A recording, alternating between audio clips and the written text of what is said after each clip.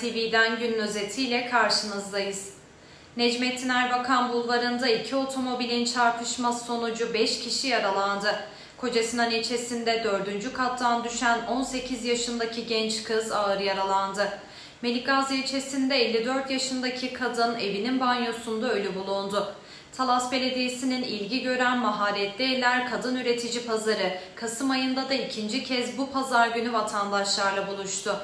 Çevre, Şehircilik ve İklim Değişikliği Bakanı Murat Kurum, deprem bölgesinde 350 bin konutun tamamlandığını belirterek 11 ilde mutlu sona çok az kaldı açıklamasını yaptı.